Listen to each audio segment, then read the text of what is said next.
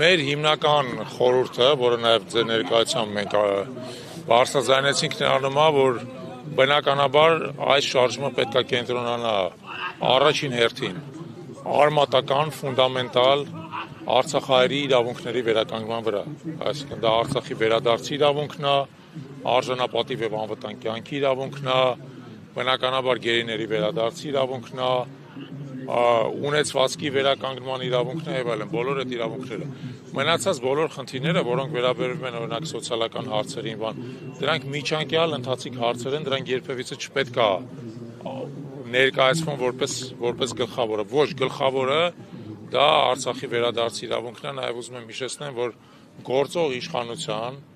կողմից ընդունված 2021 թվականի կառավարության ծրագրում Արցախի ինքնորոշման իրավունքի պաշտպանությունը ընդունված է որպես կառավարության ծրագրի առանցքային մաս եւ կառավարությունը այդ մասը տոտալ ձախողել է։ Ուստի մենք կարծում ենք, որ այն կառավարությունը, որ իր ծրագրի առանցքային խնդիրը ձախողել է,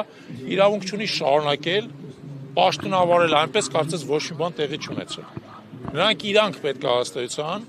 հրաժարական տան եւ գնան նոր ընտրությունների նոր մանդատ ստանան։ Մենք էլ բնականաբար այլ քաղաքական ուժերը պետք է հնարավորություն ունենք այդ պայմաններում գալ այլ բան առաջարկել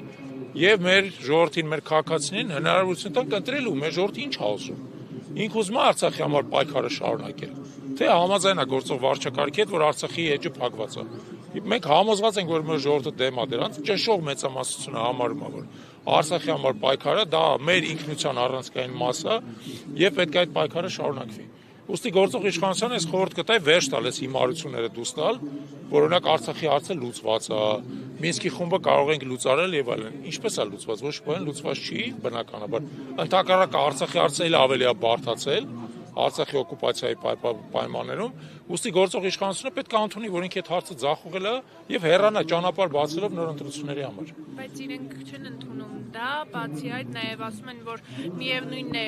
ուզեին թե չուզեին, ով էլ լիներ, ստեղծված իրավիճակը այդ հարցի միակ հանգուցալուծումն էր։ Կարծում եմ դա կեղծիք է, բնականաբար կեղծիք է, դա փորձ է սեփական ձախողումները բարթել բոլորի վրա։ Հիմա պատմությունը հնարավոր չի վերախաղարկել ու ասել, եթե ձեր փոխարեն մենք լինենք, ինչ կլիներ։ Չգիտենք դրա պատասխանը եւ չենք էլ կարող ասել, բայց մենք ուրիշ բան կարող ենք ասել։ Մենք կարող ենք ասել հետեւյալը, եթե դուք հեռանաք, շանս է բացվելու, որ Արցախը նորից կվերահայացվի եւ Արցախի հայ բնակչությունը կվերադառնա իր տները, կապրի անվտանգ եւ արժանապատիվ կյանքով։ Եթե դուք մնաք, այդ շանսը փակված է լինելու։ Դա ակնհայտ է։ Ցալաբյան այսօր Ռոբինյանը հայտարարություն արեց, որ իրենք ամեն ինչ արել են Արցախում արցախցիների իրավունքները պաշտպանելու համար։ Ինչպես եք մեկնաբանում այս հայտարարությունը։ Մեկնաբանում եմ որպես սուտ, որովհետև եթե իրանք ամեն ինչ արած լինեին, արցախցիները հիմա կապրեին Արցախում անվտանգ եւ արժանապատիվ կյանքով, ինչպես նրանք ապրում էին մինչեւ այս վարչախմբի իշխանության գալը։ Դրան հակափաստակ պարոն Չալաբյան, իրենք ասում են, որ տեղի ունեցավ իշխանափոխություն եւ դա էր պատճառը, որ իշխանափոխությունից հետո մի քանի օր անց Արցախի լուծարման հրամաններ։ Խնդրում եմ, դա արդեն այն կարգի անհետ չէ, այն կարգի անհետ կեղծիք է, ոնց որ կարելի ասել, որ 44 օրյա պատերազմում իրանք չէին պարտվել, նոյեմբերի 9-ի խայտառակ համաձայնագիրը չէին ստորագրել, Քարավաճառը, Ակնան եւ Բերձորը առանց մի կրակոցի չէին զիջել թշնամուն, դրանից հետո չէին գնացել Պրահայում, չէին ստորագրել Ադրբեջանի տարածքային ամբողջականության ճանաչումը։ Բնականաբար բոլոր իրենց գործողությունները վերել էին նրան, որ Արցախը շրջափակման մեջ էր,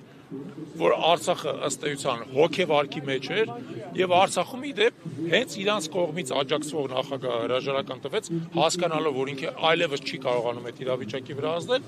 եւ դրանից հետո տեղի ունեցավ Արցախի օկուպացիան Ադրբեջանի կողմից։ Մեղադրել մի մարդու, որ ընդամենը մի շաբաթ իր վրա ստանձնել է պատասխանատվությունը այդ քաոսը կառավարելու նրա մեջ, որ ինքը Արցախը լուծեց, ուղղակի ծիծաղելի է բնականաբար եւ դա եւս մի անգամ ցույց է տալիս, որ այս իշխանությունը մշտապես փորձում է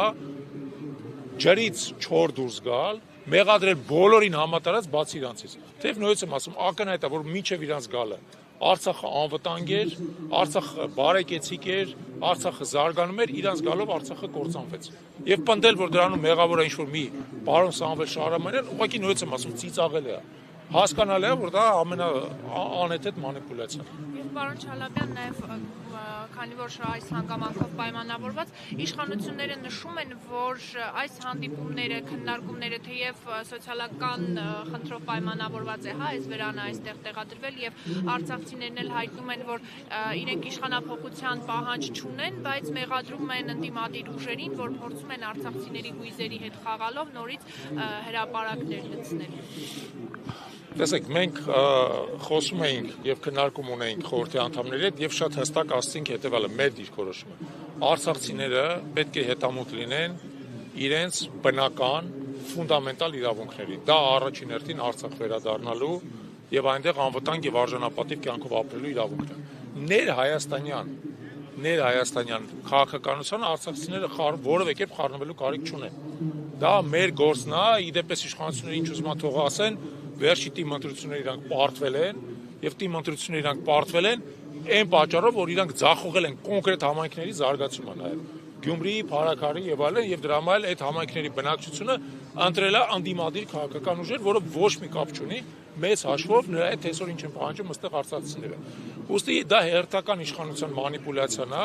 այս խնդիրը սոցիալական չի, այս խնդիրը քաղաքական է, բայց այս խնդրի քաղաքական հիմնական ենթատեքստը նորից արցախահայերի իրավունքների պաշտպանությունն է։ Շնորհակալություն։ Ձեզ ենք շնորհակալ։